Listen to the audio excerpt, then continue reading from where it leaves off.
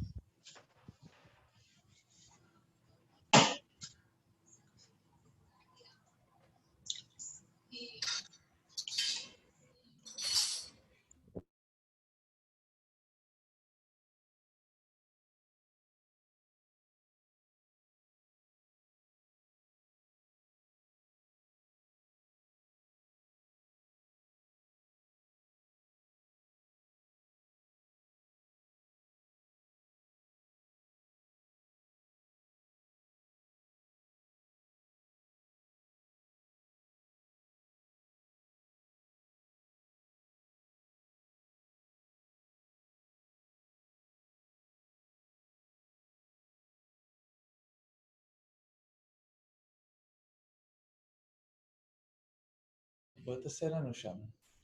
שלום לכל מי שאיתנו בינתיים. Hello, Benoit. שלום. Hello, Benoit. Hello. Good to see Hi, you. everyone. Nice to meet you. Great to see Nice to meet you. for the tasting. We are very happy to meet you and have this tasting with you. Most of the people, it will be, of course, for them the first time to taste the wines. We taste some as well, and it will be a great pleasure to have you and discuss about the wines. Some of the people who got the wines could not join us tonight, but we are recording this Zoom meeting, so they will be able to see it with the bottles later on. You can see all those small bottles. They have labels on all of them, like I showed you. Great job. So what we will taste today, and you will give us the order except of the first wine. So we will taste the Chardonnay, the Cuvée, the Chardonnay Cuvée. We will taste the Pinot Noir, the Trousseau, and the Ploussard. So let me know which order is the order you prefer that we will taste the wines. We usually, in Jura, when we made the tasting, we usually start by the red and finish by the white, because we usually finish by the oxidative white. But today we don't have oxidative white, so I think we can start by the Chardonnay Cuvée 1938. Okay, all right. And then for the reds, what do you think will be the order? There is Ploussard, Pinot Noir, and Trousseau. Yeah. Yes. So Ploussard first, and the second Trousseau, and finish by the Pinot Noir. Okay. All right. That's great. So now our guy behind the computer will know when to which label to publish. You will see it that everybody will be with us during the tasting. But we will start, as we have our Zoom tastings are always 5 wines.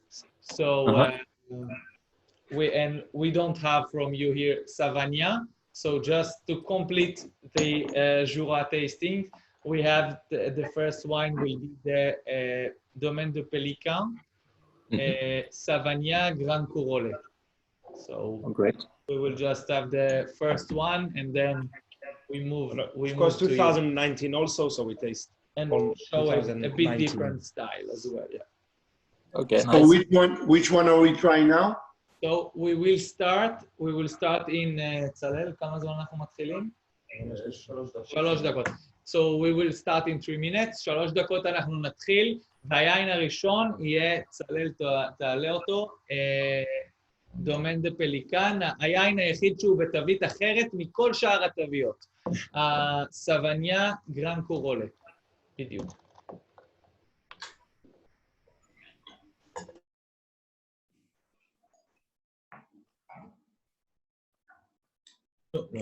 אנחנו היינו כאן כבר בעבר עם טעימה של היקב עם היינן, אנחנו ממש שמחים שהיקב השני שיש לנו מהז'ורה, שוב היינן כאן איתנו לדבר על הדברים, זה מאוד מרגש, זה אולי האזור הכי מתפתח ב5-6 שנים האחרונות בצרפת, הביקוש העולמי סביב העיינות האלה מטורף, שתבינו, היקב הזה, זה בציר ראשון של הבחור שכאן איתנו, 2019, וכבר בשנה הבאה, המחירים אפילו ביציאה מהיקב כבר קופצים ב-50%, בעולם הם מתחילים לעלות, והוא באמת אחד הכוכבים הבאים שאנחנו הולכים לראות באזור הקטן הזה, הוא יוכל לספר לנו כמה האזור הזה קטן, והוא יוכל לספר לנו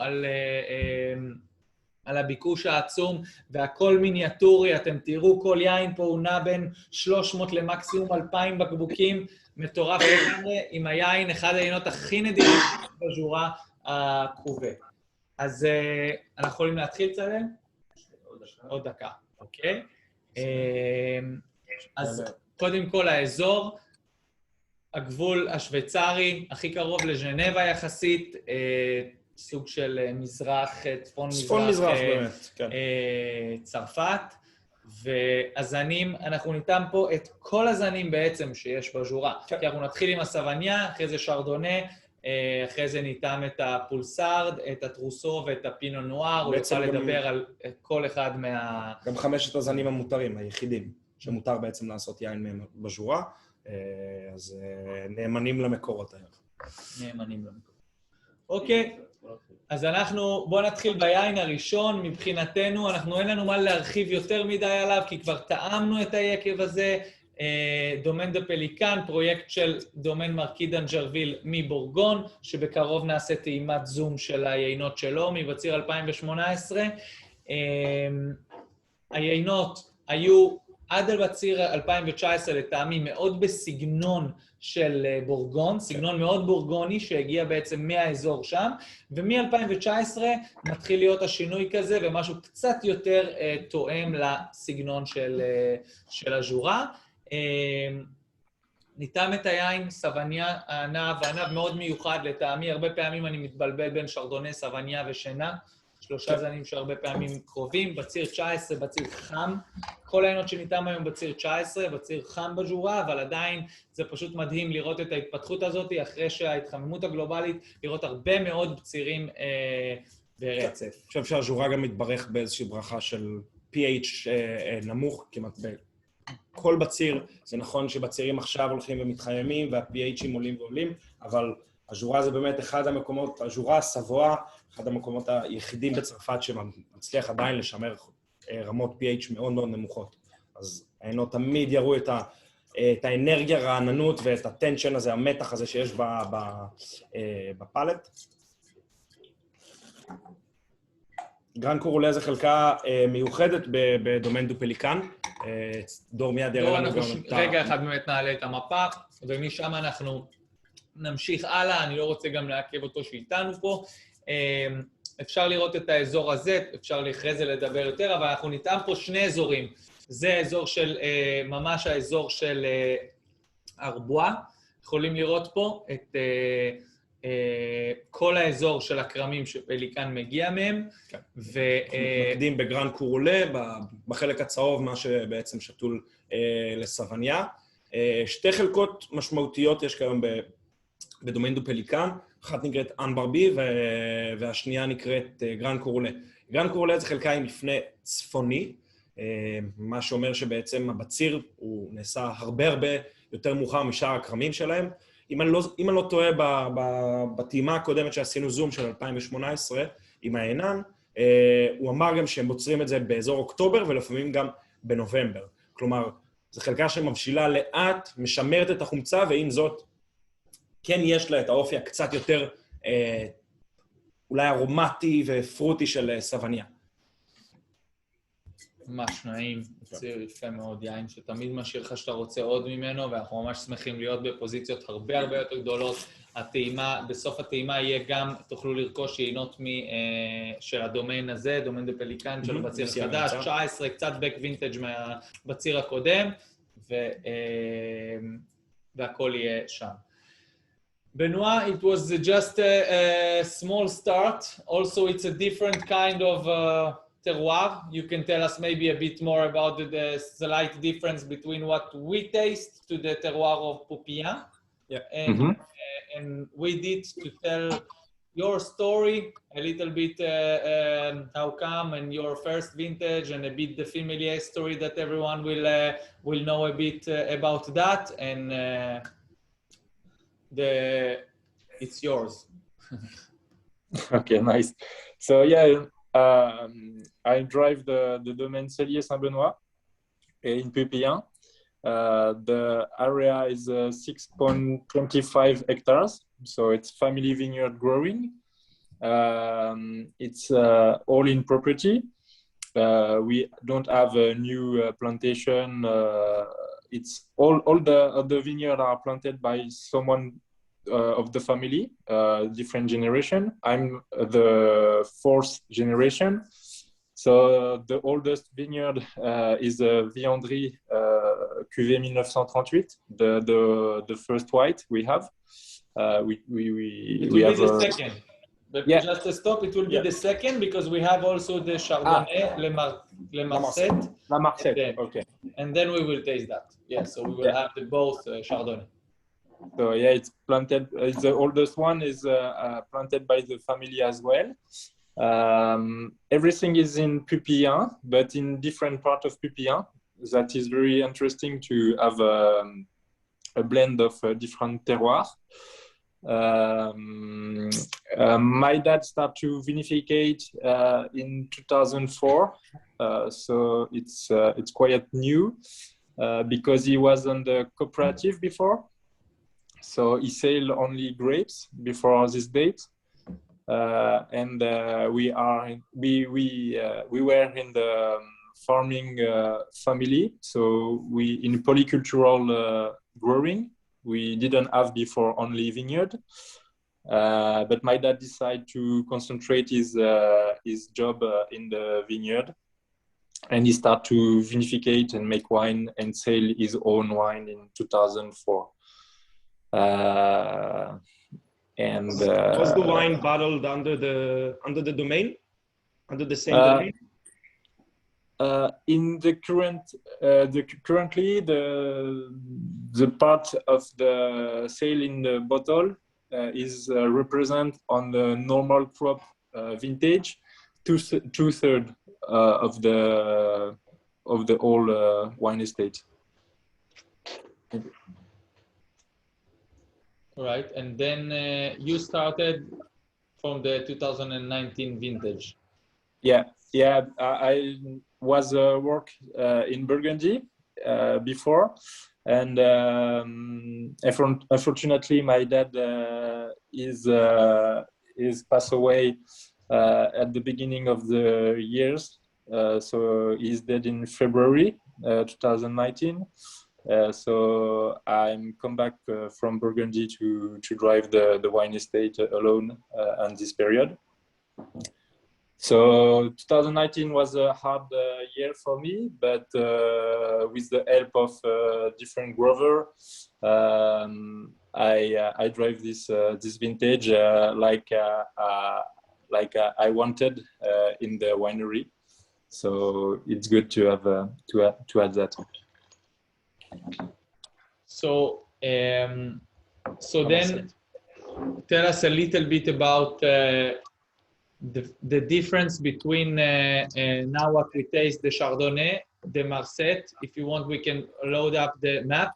We will start everyone with this wine. So please put just the label up, and then you can tell us a bit about the vinification and everything about this one.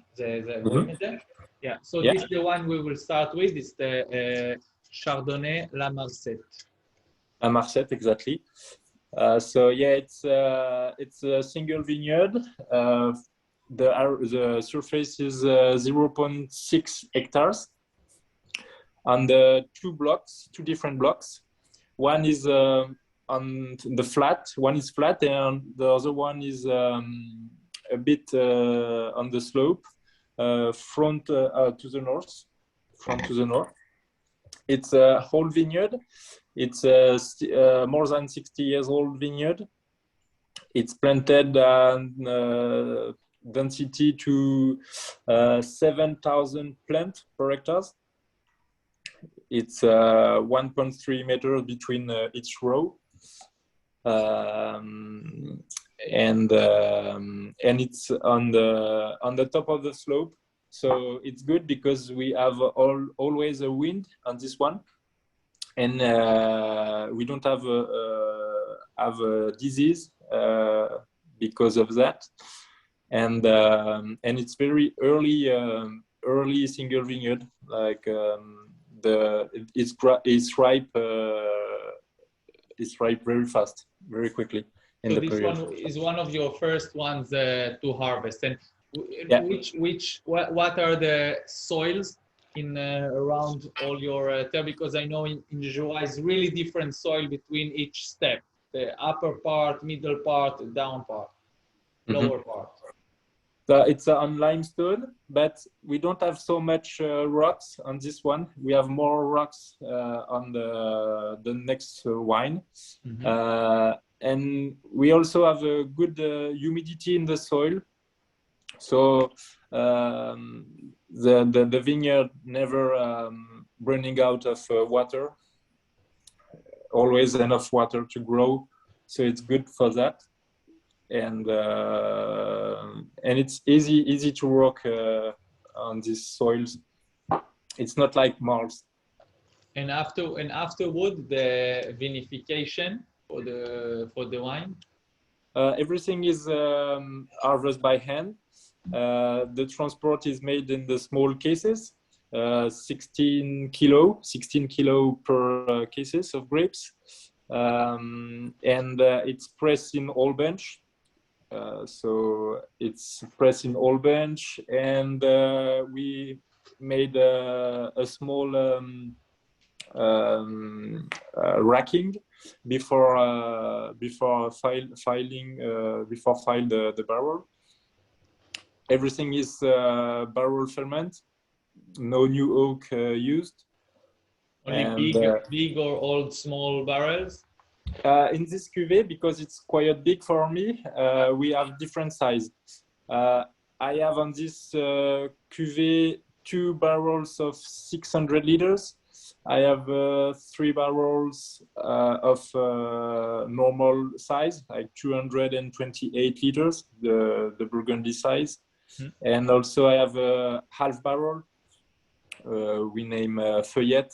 It's a half barrel, so we have 3 different sizes, and I blend before bottling. And how long is the vinification? Everything is fermented in each oak at different time, but the age and I don't made a racking. It's on the lease, so it's the duration is 10 months between the barrel are filed and the first and last racking before bottling. And about the adding, what I saw with you, that the addition of it's not that you mark on yourself, I don't add any sulfur, but in a way you don't put anything, and if there is just any necessary just to make the wine, in the position and not without any problem that suddenly comes. So basically there is no addition, but if there is any small necessary, you do it. You are not about, Yeah, I have no rules, but I just taste and see what grapes come in the vineyard, come in the winery. But most of the part of the job is made in the vineyard to do less as possible in the winery. So for this cuvée, and it was my first vinification time and alone in the winery. So it's really hard to take lots of risk at the beginning. Yeah. But in this cuvée, there is 2 grams per hectoliters add after the press. But I leave the must. I leave the juice have an oxidation. natural oxidation, and I add the sulfur after. Mm-hmm. And like that, my wine is less sensitive to the oxidation. And after I add, it depends between 1 grams or 2 grams before bottling. And for this first wine, it was like that. And on the second one, there is no sulfur added, no sulfur added at all. And it's only white yeast. I didn't add yeast. It's natural. There is no fining, and that's it. So I think for all our clients, I'll just tell them 1 second on the Hebrew side. אז אנחנו פה דיברנו, אז זה היין הראשון שלו, באמת בציר ראשון, מספר, הגיע לדומיין, נכנס עקב זה שאבא שלו נפטר ב-2019, אנחנו עוד נשאל אותו קצת איפה הוא עבד בבורגון ובמקומות אחרים. בכל מקרה, קופייה זה האזור הכי מבוקש בז'ורה, אזור שממנו מגיעים כל השמות הטופ-טופ שאנחנו מכירים, גם שהם מחירים היסטוריים, שלא נדע, גם הוא ילך למקום הזה, אבל זה יגיע בשלב כזה או אחר. בנוסף, אנחנו מדברים פה על התיאור הכי גבוה, זאת אומרת, אדמה מאוד מינרלית יחסית, ואני ממליץ ישר למזוג גם את היין השני, אם יש לכם עוד כוס, אם יש כוס אחת לעבור אליו, אבל אם יש לכם עוד כוס, למזוג את היין השני ליד, וכדי שאנחנו נוכל לטום אותו ליד, וקצת לראות את ההשוואה הקטנה ביניהם. תמיד אני ממליץ שנוכל ככה לראות את העיינות אחד ליד השני, תמיד עוזר, תמיד מיוחד, אתם יכולים לראות את זה, זה אחד העיינות הכי נדירים שיש בז'ורה, וזה הולך להיות... אני חושב שאנחנו מה? 1 מתוך 4 או 5 יבואנים? 4-5 יבואנים בכל העולם. בכל העולם שקיבלו אלוקציה מהיין הזה, אז אנחנו באמת קיבלנו, טעמנו, קראנו, הבנו, ומאוד מאוד מתרגשים גם לעשות את הטעימה הזאת איתכם. 450 בקבוקים, שווה טעימה. So I want to tell the clients that the way we start our conversation was when I first tasted this wine and you didn't understand how come I got even to it.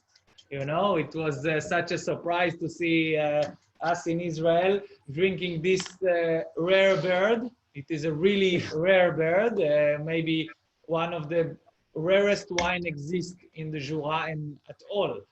So it was a really special moment, you know, to meet each other like that, and then tasting another bottle day by day, as we couldn't stop.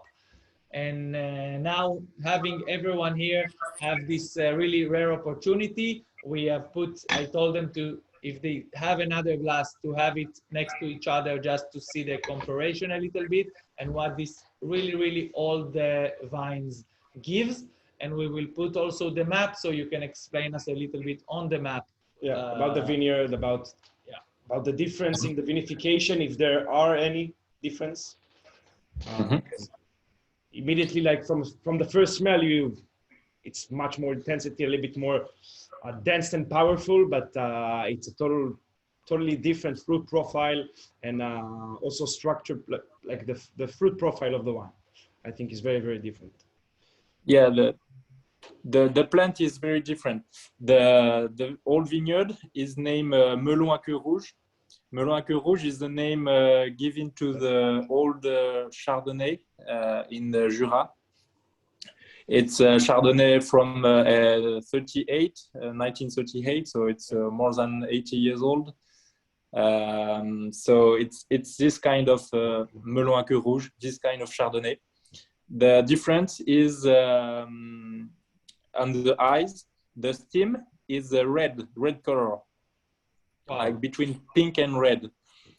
So it's a very... So it's called Melon Rouge or not Melon Rouge? Melon à queue rouge, yeah. Where? This one. Wow. The old vineyard, yeah, is this.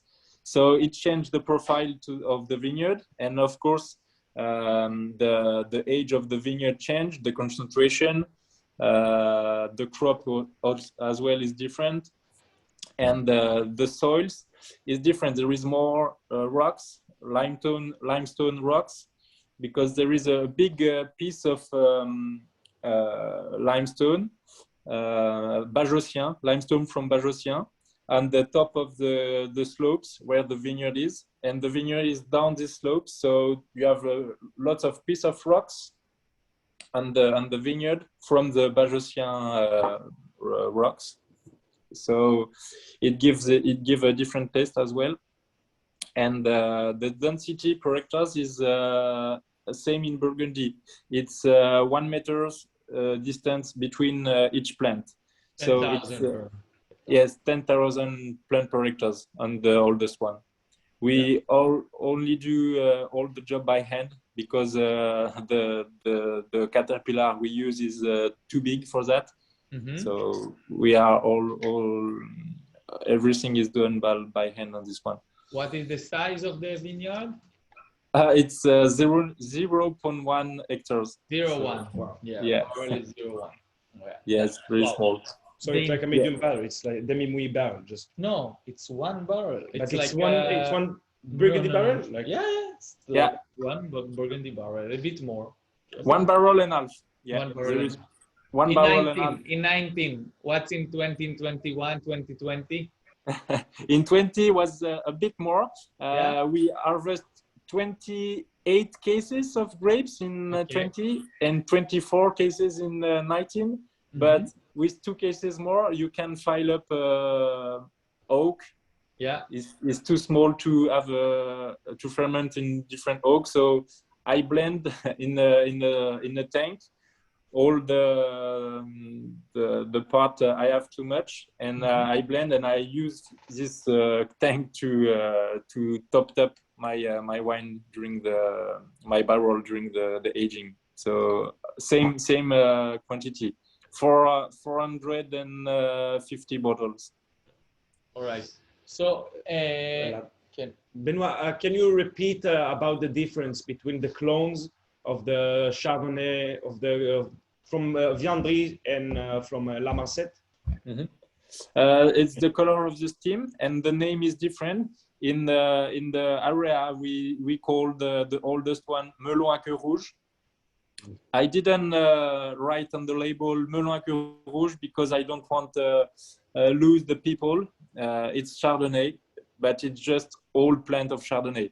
I write on the label the plantation date to learn to the people it's whole vineyard, so it could be different at taste.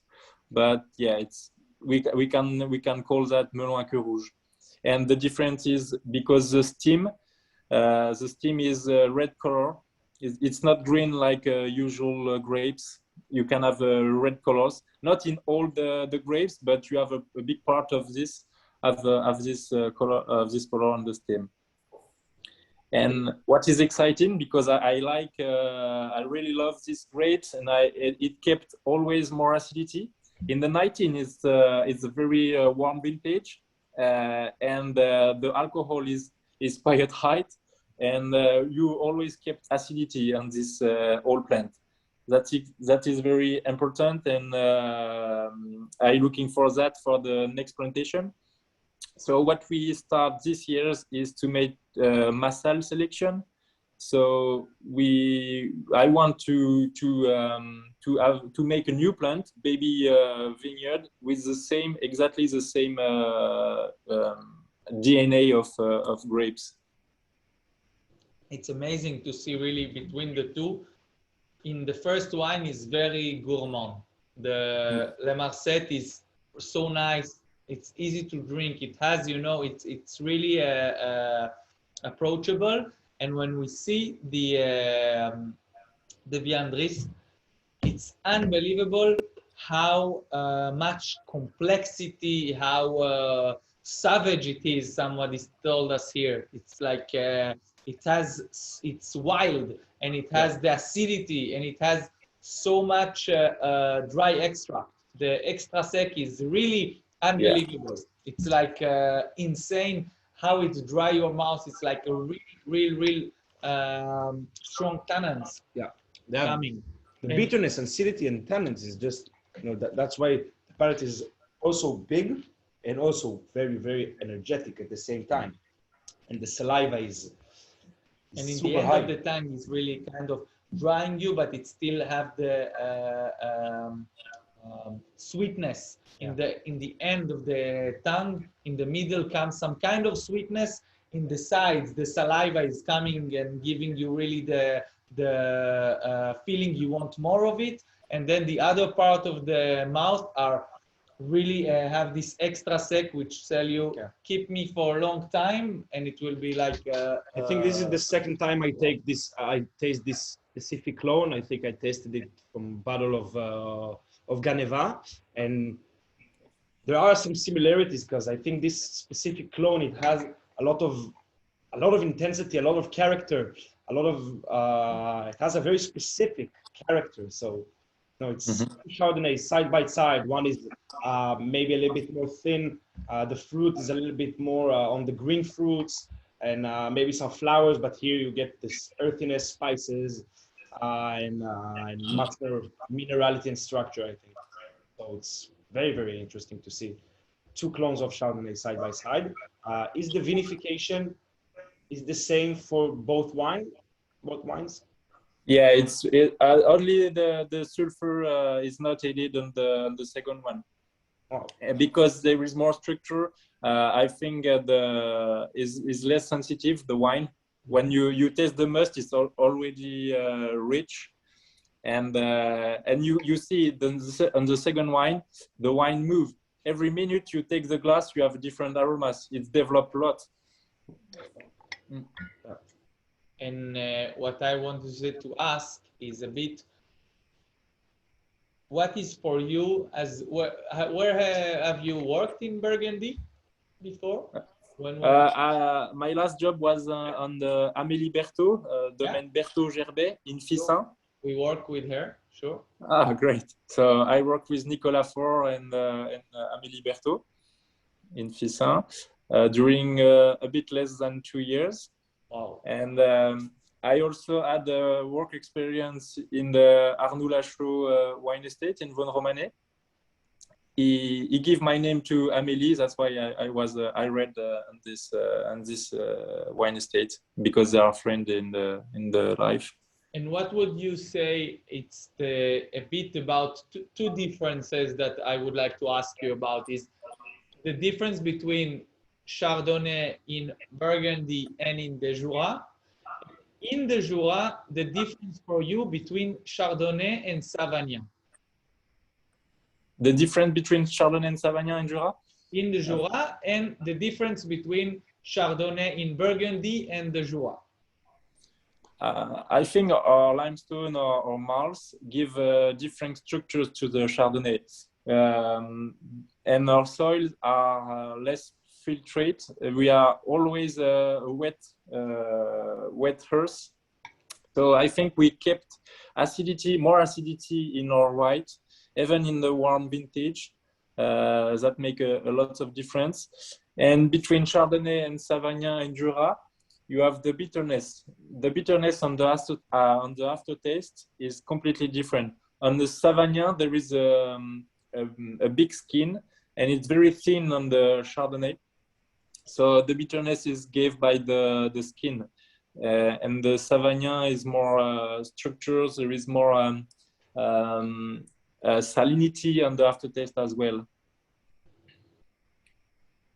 Wonderful. Good, great answer. Yeah. So I'll just give some words in Hebrew before we move to the reds. All right. אז באמת טעימה מרתקת בלטעום בעצם את השרדונה שהוא יותר הנגיש, הראשון, יותר שתי, יותר... אני חושב שגם סגנוני אחרת. כי, תשמע, זה 2019, זה לא צעירים.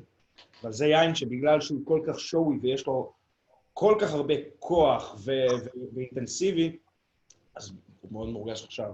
בסוף זה יין, לדעתי, מאוד צעיר, מאוד מודק, שאני חושב שעם הזמן, משהו בו יתרכך. על מי אתה מדבר? על הראשון, על למרסט. על הראשון של הזמן? כן, שניהם זמן ברור, יעשה להם נפלא, זה יתיישן. עבורי היין השני כרגע הוא מאוד מאוד נותן את המכה, לגמרי. הוא נותן, הוא הרבה יותר, הוא לא ביישן, הוא מאוד אאוטסייד, אבל הפלט שלו הוא רחוק מאוד נכון. מלתת את מה שהוא יכול. כשהיין הראשון הוא יותר, במידה מסוימת יותר ביישן, אבל הוא הרבה יותר נגיש. הנגישות שלו נעימה, השתייה שלו הוא מאוד מאוד גסטרונומי, הוא מאוד מאוד יין שעכשיו לקחת אותו, לקרר אותו, וככה לשתות אותו ולהרגיש יין באמת גדול, קטן גדול. והיין השני הוא גדול גדול. זאת אומרת, יש לך את כל הדברים בו, הוא יין גדול, ואז הוא נותן לך גם את כל התחושה הזאת. כשהיין הראשון הוא מין קטן גדול, כי הוא בא, אבל הוא מאוד מאוד נעים בפה, הוא לא מייבש, הוא לא עושה את הדברים, הוא כרגע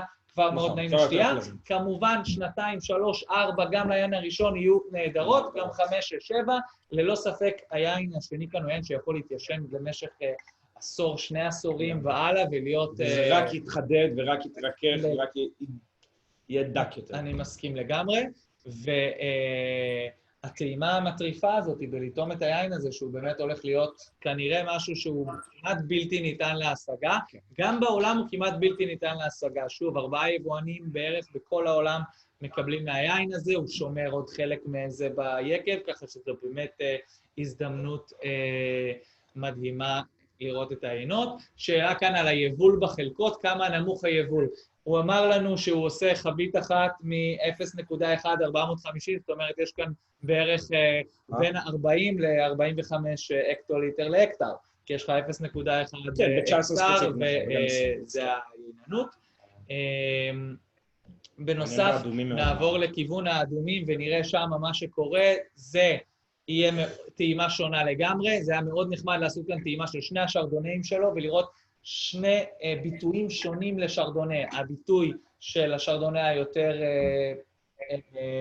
entry level, כאילו יותר כניסה, יותר לשתות, והשרדונה הגדול, היין שהוא כאילו...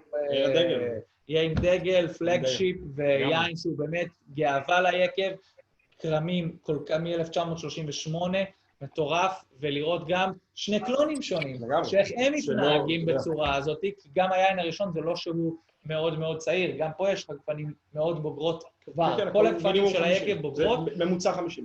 והדיבור הזה של ההבדל גם בין בורגון לז'ורה, וגם העניין הזה שבמשך כל כך הרבה שנים בז'ורה, הם עבדו בצורה מאוד מאוד אורגנית, מאוד מאוד טבעית. הקרמים הרבה יותר בריאות גם, וגם יש את הקור והדברים. אז כל הדברים האלה, שילוב של 2 עינות מהממים, לטעום, כמובן היה גם מאוד נחמד לראות את העין הראשון, ולהבדיל קצת בין הטעמים האלה, איך שהוא דיבר על בין סווניה לבין שרדונה. ואז כן יכולנו גם להרגיש את הדברים האלה, אז אנחנו באמת חולשים פה על הז'ורה, ועכשיו לטעום מאותו יקב, 3 ענבים שונים, 3 חלקות שונות, מאותו יצרן, מאותה שנה. אז אנחנו ממש פה בשיעור נהדר גם להכיר את הפינו בז'ורה, את הפולסרד בז'ורה ואת הטרוסו בז'ורה. 3 ענבים של הז'ורה, שכל אחד יכול להתחבר יותר לאחד או שני, או להתחבר לשלושתם. אני מאוד מתחבר לשלושתם, פשוט זה אקספרשנים שונים לגמרי, חלק יותר קשה לעבוד איתם, חלק פחות קשה לעבוד איתם. זה מהמם. אז Benoit, I come back to you, and we can start with the reds. Maybe you can tell us a little bit about the red vinification in general, and then we will start with the most special vinification on the first wine, I know, as you work on the very, very classic method of the Jura, how to do a kind of destemming by hand. The one on the, yeah. And so tell us a little bit about the reds of the Jura and your vinification. So yeah, I have 2 different ways to make the reds. It depends on the grapes variety. For the Ploussard, it's destem, but it's hand destem because I want whole berries. It's hand destem in the vineyard. And for the Trousseau and Pinot Noir, it's whole cluster, 100% whole bench. So nothing is destem.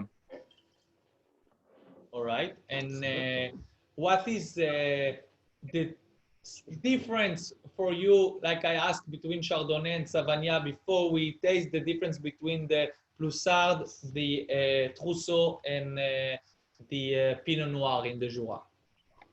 Ploussard, it's a very sensitive grapes. The skin is very thin, so it don't like sun. It don't really like sun. If it's straight to the sun, you will have sunburn. So you have to keep leaf on the grapes. And the berries are not really round; they are oval. It's a good grape to eat. So there is lots of juice and a small skin. So it's really good to eat. And the color in the skin is very light. So the color on the wine is normally light as well. For the Trousseau, it's the opposite.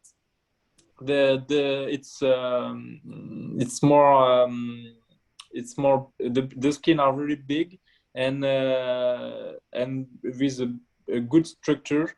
So it's easy to keep the grapes in the integrity. When we made the whole bunch, they are intact after vatting.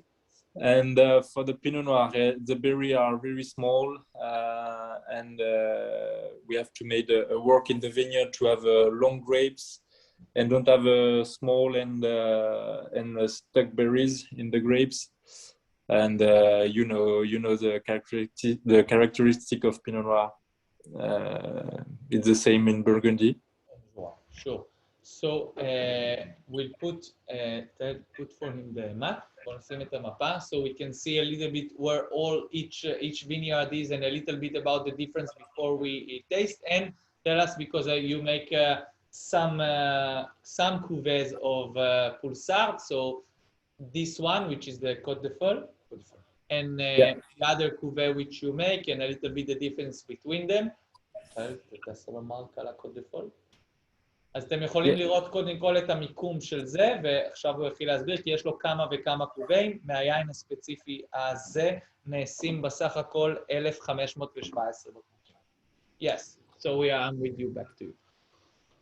So I decided to make five different single vineyard in Ploussard because all the soils are different, the marls are different. You have red, grays, and different exposure. So in 5 different Ploussard on the same vintage, you are 5 different wines. So it's very interesting for me to do that. And Côte de Folle is the most renowned vineyard in Pupillin. It's not usual to make a single vineyard on the Ploussard. I think I'm the first to do all the Ploussard on the single vineyard. But Côte de Folle, every wine grower who own Côte de Folle always made a single vineyard with this vineyard.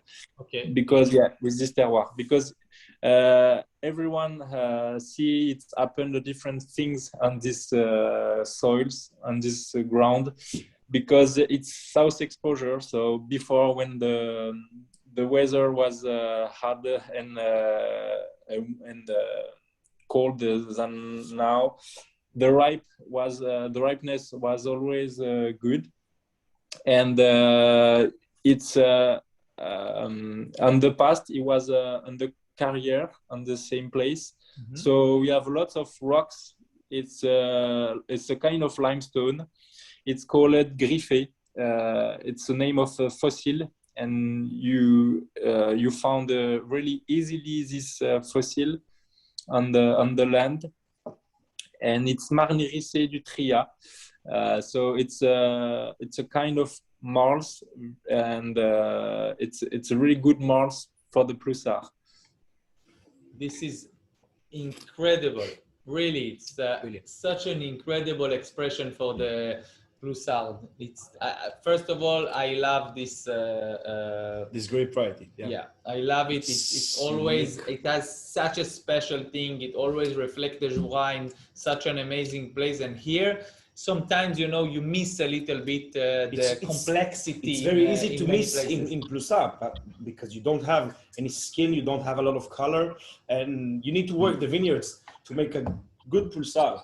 And we've tasted, I think, several pulsar that, you know, some are moussy, some are just not there, the style is not correct, and I think here you immediately you feel that you work amazing with this grape variety because it's clean, it's fresh, it's super floral, ethereal wine, really. Yeah, Thanks a lot.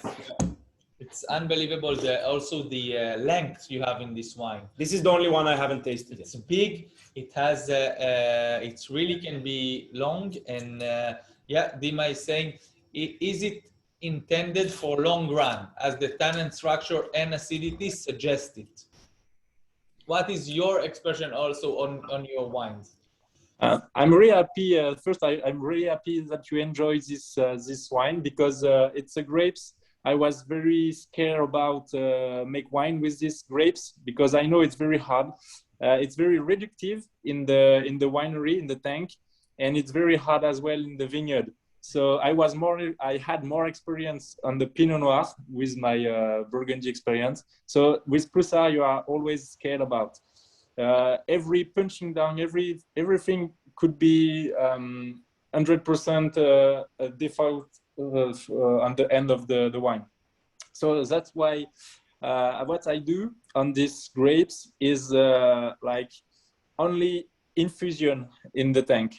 There is no punching down at all, only small pump over, and the wine is. I didn't looking for color or structure.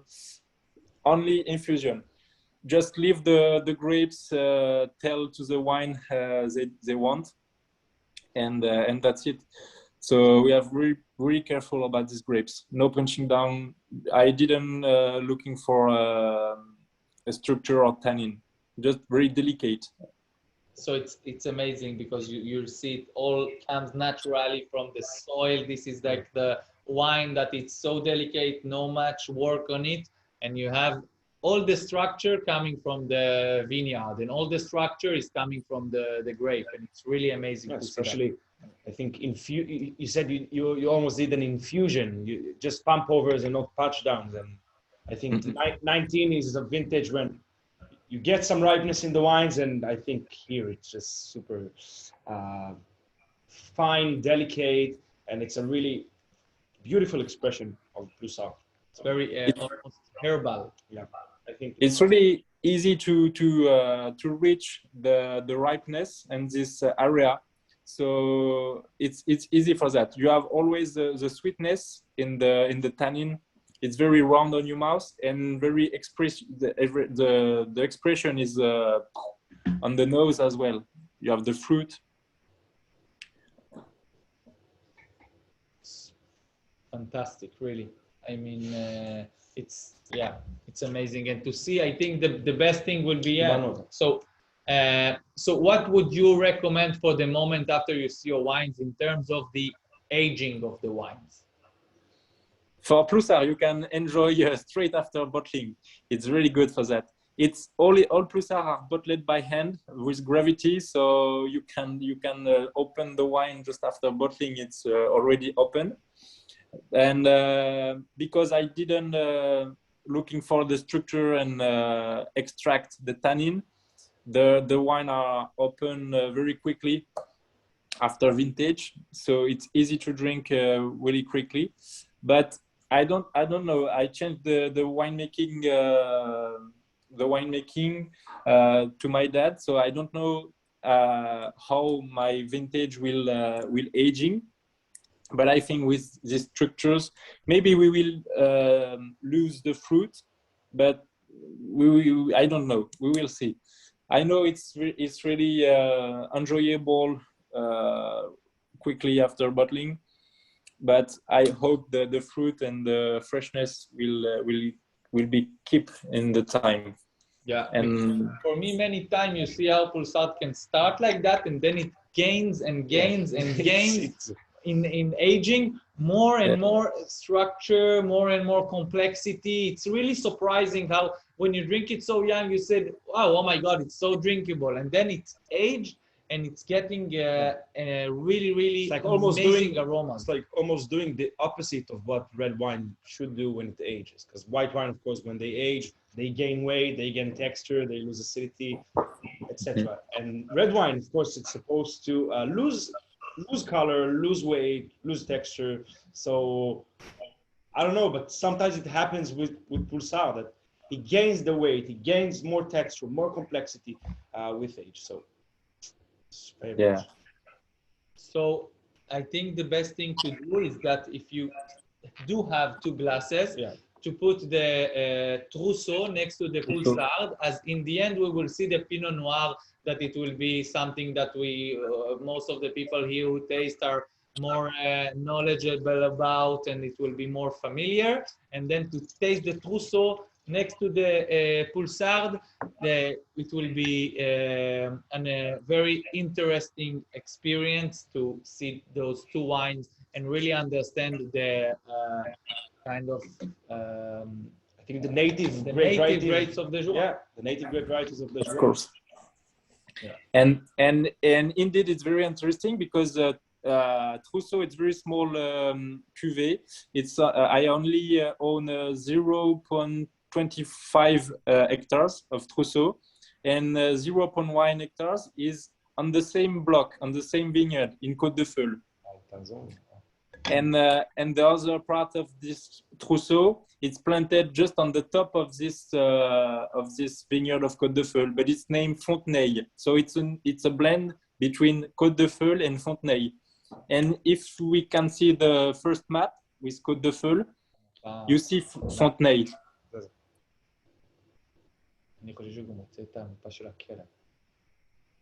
This one or the 3D one? So yeah, this one. So you see Côte de Feul, and you have Fontenay just on the top. So it's coming from the part of or that it's under the road, the same like the Côte de Feul part. Yeah, Côte de Feul is on the right part, on the here's my vineyard. Here, yeah, on the on this edge. Yeah, on this edge. So the smallest row are planted in Trousseau. Yeah. Amazing. So it's a blend of Trousseau from Côte de Feul from here, and Fontenay is just on the top, but it's flat part. It's a different vineyard, and it's flat on Fontenay. And Côte de Feul is very steep. It's yes, 30%, between 30% and 4 wow. Yeah. So we will show, because to show that it will be easier to see the slope with this one. The video. This one. Now we will move that. We have exactly your part, I think, there. Yeah. This is the part there on the left side, and you can see really how the slope. Yeah, exactly. The Fontenay is really more flat, and then you see how it's really. Yeah, there's a drop. It's near La Lage. Yeah, it's 40% of slopes. Wow. And my vineyard is on the top when you rode the first. And Fontenay is on the flat part, just on the top.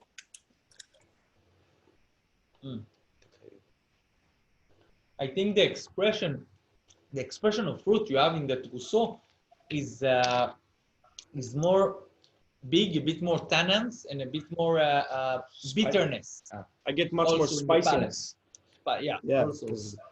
I do feel the vinification is quite similar to the Pulsar, because it's a very, very, very, very fine and delicate expression of Trousseau, at least from what I've tasted. But again, it keeps on this very spicy character, like white pepper, black pepper. I can really, really sense that in the wine, and in the Pulsar, I really sense the flower and the roses and all this, all this character. So it's like taking Trousseau, making it super, super elegant, and still expressing all the good things about it. And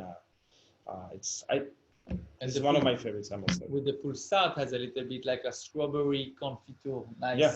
kind Yeah. of that, you know? A little bit more sweetness in the fruit, and here a little bit more sourness maybe, and some more edginess in this one. I think it's a bit more like it's got a kick. But in terms of the vinification, we have a very different process because here we have the process of the pulsar, which is destamped by hand with a special tool in the vineyard. The cribble. It's done in the vineyard, Yeah, in the vineyard. Yeah. Yeah. like the one with the holes. Yeah. And then you have for the trousseau, it's a full bunches vinification. That what is the process for you with the trousseau on this wine?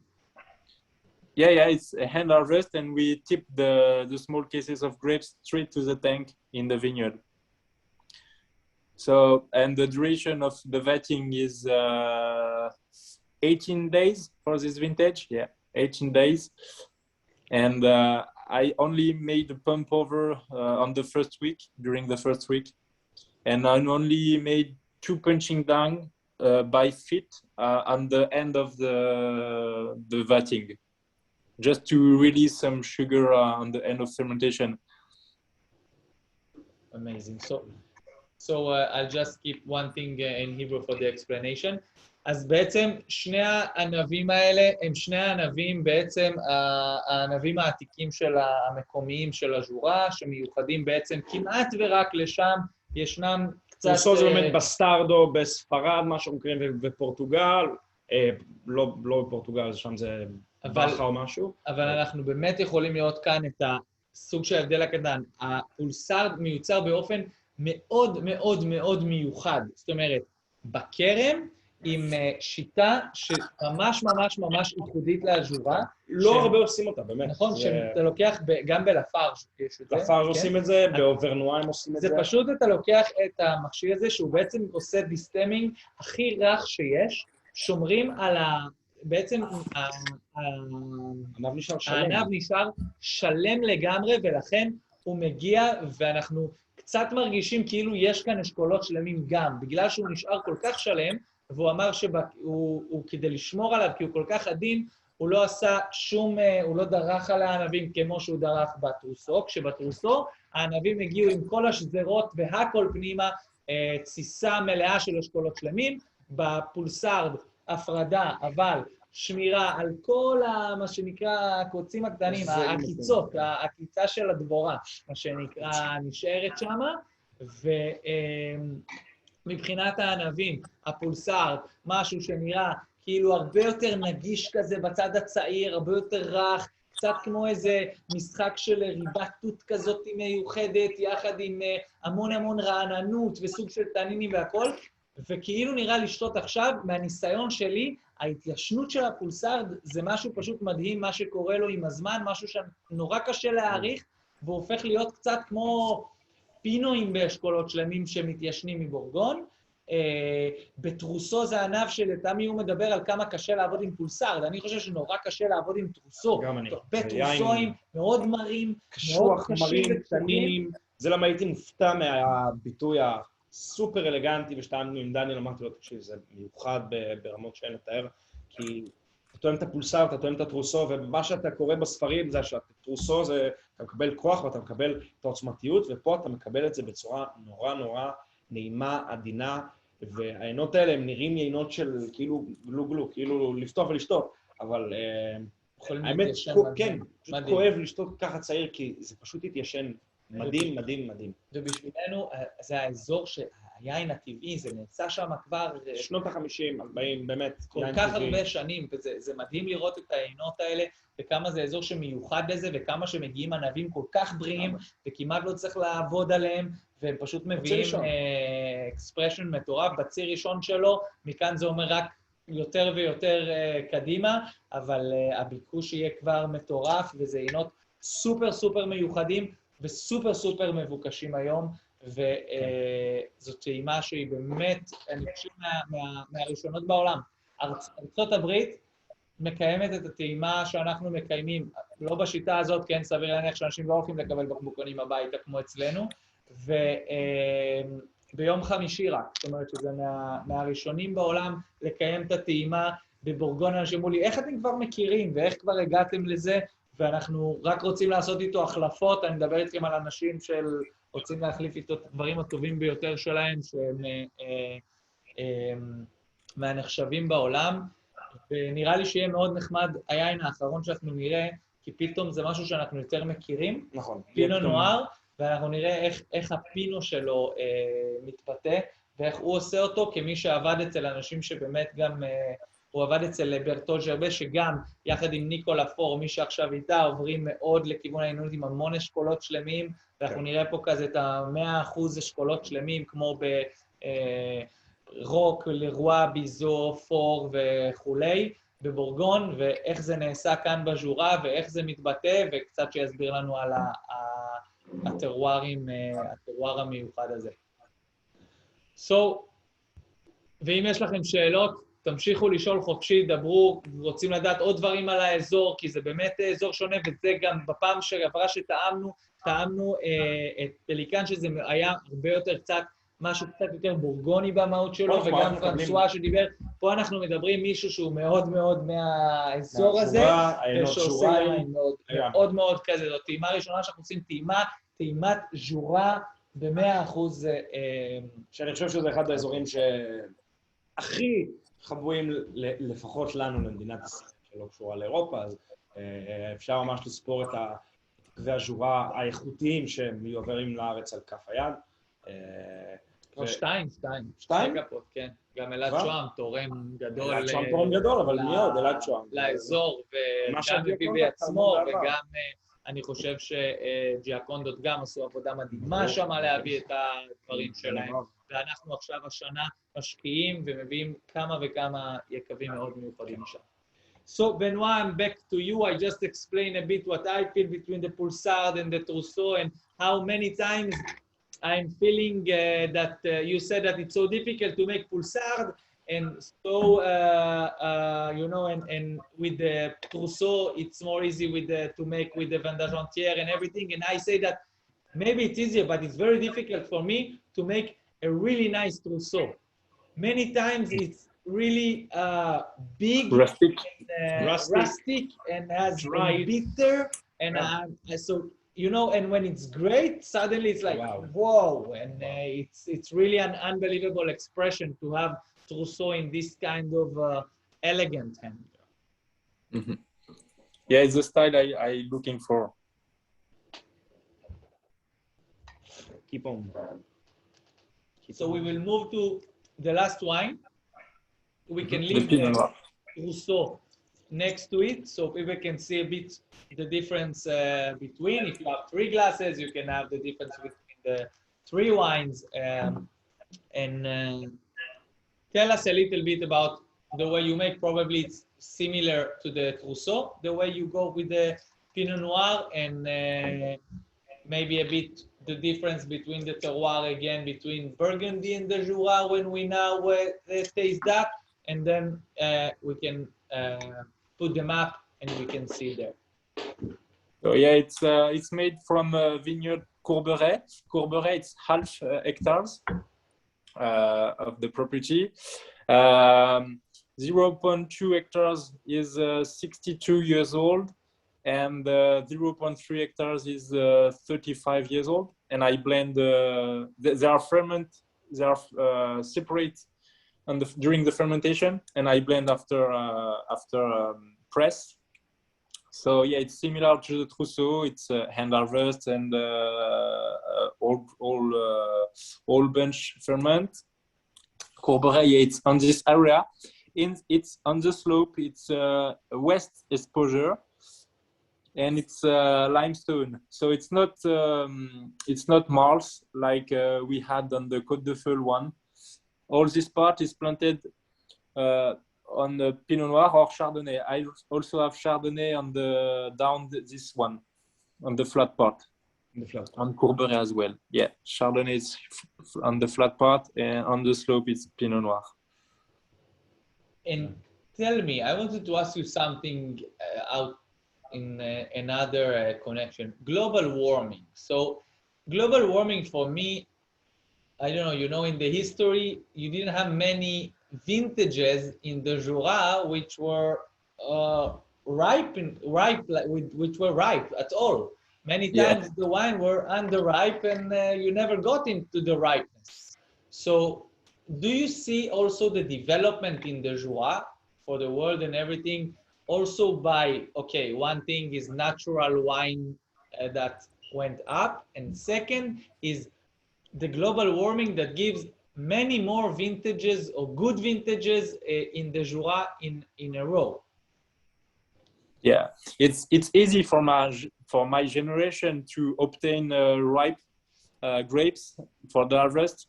It was really hard on the past for my dad and my grandfather because it was always very cold, difficult to reach 11% of alcohol. That's why I think Jura before was more named for the white, because for the white, for the Sauvignon, it's easiest. If you have acidity, you can keep the wine for the oxidative one. It's better if you have more acidity. And for the red was always more rustic, and like Trousseau you've seen before, if you are not ripe, it's really hard to have the sweetness and the fruit we have now. So it's better now. Now we can make whole bunch ferment. Before it was completely not possible because the stem need to be very ripe, and to have a steam, it's a lot of work in the vineyard, but the global warming helped a lot for us to obtain that. But we live on the one side on the row, so it's a lot of job to have a good grade for whole bunch. If you want made whole bunch without any sulfur, because I don't say before, but on all the red there is no sulfur added during fermentation. Oh, yeah. So the quality need to be really perfect. And it's amazing to see the Pinot is the one from the red that is necessary a little bit for more time. You have this kind of more tannins. It started very, very tight. That's why I keep swirling it, because it was like the one that was more reduced, with more reduction, I think, than the other at this moment. And the palate, of course, was riper. You had a little bit more like the juice character, the juicy part of the wine. But once you keep swirling it, I think the reduction is just releasing with time, and fruit just comes and flowers. So for me, it's very mineral. You have a lot of metal tones, you know, a little bit in your mouth, which make for me, most of many times the wines on the same winemaking, and it has more reduction, is those that has a little bit something more mineral in the terroir, and then you have it, and then it is coming, and then on the palate here we have few guys tell us, first of all, it's like rust, and you have meaty point, and it's almost a minerality of a white wine. I really feel that the same, you know, in the parts, it's like it's very limestone. It's very You said it's limestone, right? It's Yeah, it's exactly that. The Pinot Noir on our kind of limestone give always like a kind of reduction. It's like smoky. Since the vatting, this grapes smells, this tank smells like smoky aromas, close to be cacao sometimes. It's really it's impressed me after Burgundy when you see that on your tank, this smoky aromas. And the acidity is really high here. It's amazing to see how the acidity kept so high, and it's really you feel it's different. And now I understand from the places you work and everything, because in the first time we open it, when you open it and when you pop and pour, it has this kind of, you know, it's really darker on color. It has really the smell of the Vendange entière. Mm-hmm. is really strong, and it was really like feeling, whoa, we are like Wow, culinary whole now batch. now we need to think about the vineyard. And then to see it like that, after it develops a little bit, it has less in the color, it can be a bit more elegant, and it's more Jura. Exactly. Yeah. Yeah, and you have the freshness and the aftertaste. Yeah, it's very enjoyable, and it made a drinkable Pinot Noir. So what is the future for you at the winery? What have you done, let's say, between the 19 vintage to 20 vintage, and what do you see now in 21? Mostly now, I think you have a little bit more calm time when the weather is better. Can tell us a little bit of what happened in 2021 until now as well. I progress more and more on the vineyard work. Since 19, I do all I had in my mind. I changed before we hand harvest as well, but we transport on the big bin. And with my philosophy, I choose to use small cases. So I changed that. Since the first vintage, I bought all we need for that, and I changed also. I didn't use anymore the crusher steamer, because all the white are all bench press, and Pinot Noir and Trousseau, it's vatting and the whole bunch. And for the Prussard, it's hand steam. So I don't use anymore the crusher steamer. So I changed that. So since my first vintage, I had exactly the same philosophy, and I done the same things on the 20. I use less sulfur. Like for the Pinot Noir 20, I only had 1 gram of sulfur before bottling, and before nothing during fermentation and aging. So it depends the quality, of course, but yeah, I take more risk, I think, and that's it. And just have to control better my fermentation, and that's it. I don't want use less more new oak, or now I'm on the good way, I think, for that. Maybe use more biggest barrel for the next project, because I will we have a big project to build a new winery for the next vintage, for the 22, and that can allow us to vinificate all the vineyard we have. So yeah, 22 will be a really exciting vintage for us, and we will have a new tank, so some stainless steel and also some wooden tank for the red. So we will change a bit of the tank. And the difference between 19 and the 20 vintage for you, tell us a little bit. I think 20 is more serious style. On the Prussard, it was more blue, more easy drinkable. And for the 20, you see serious wine, even on the Prussard, more and more complex, more texture. The texture is completely different between each cuvée, each single vineyard. And the vintage change as well for that. We have more acidity on the white on the 20. It's more warm vintage in the 19, and in 20 you have a balance completely different, more acidity. And how is the 2021 until now? You had many problems and issues. Tell us a little bit how in all of France, of course, but as well in the Jura. Yeah, all the things we are scared about when you are a wine grower happened this year.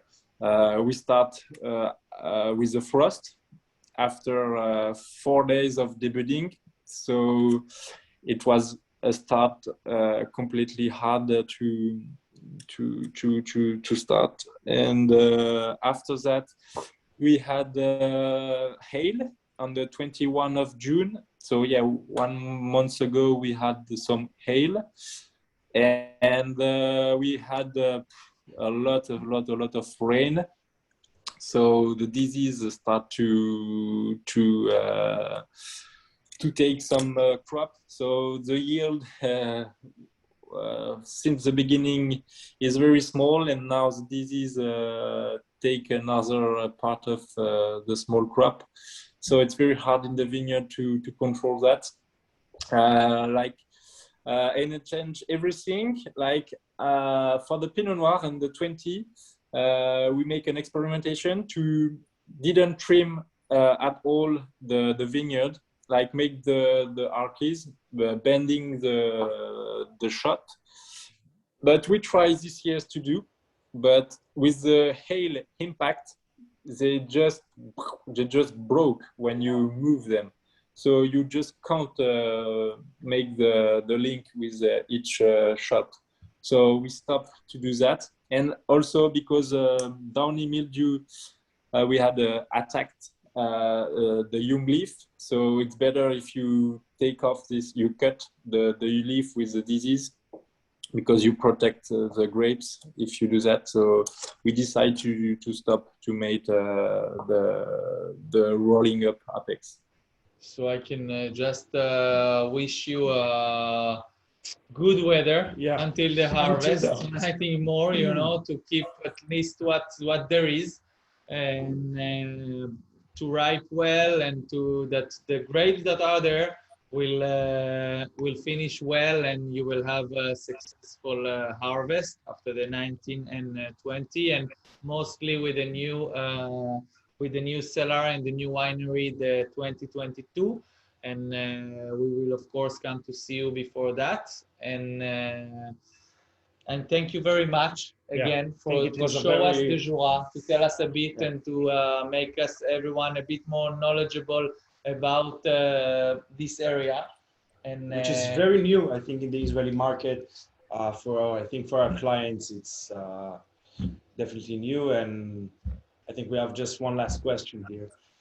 And of course, another thing, I hope that in 2020 tasting you can be with us maybe, and you know, to see you here, not only in Zoom and in other places.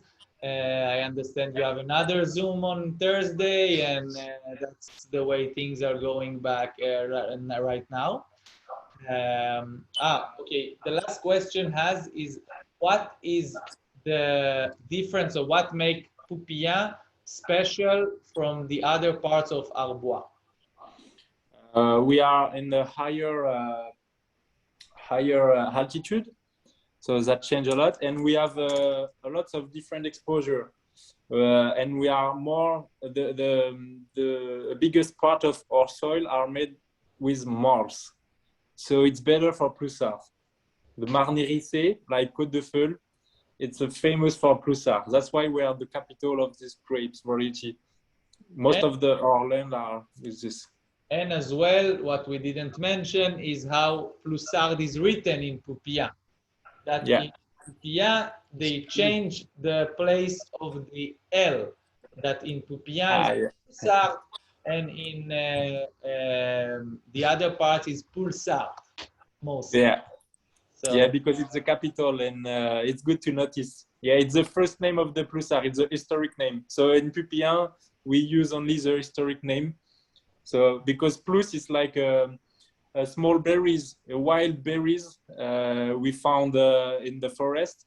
So the first name, the origin of the name is because of this name of berries, Plus. So Plus, it became Ploussard for the grapes.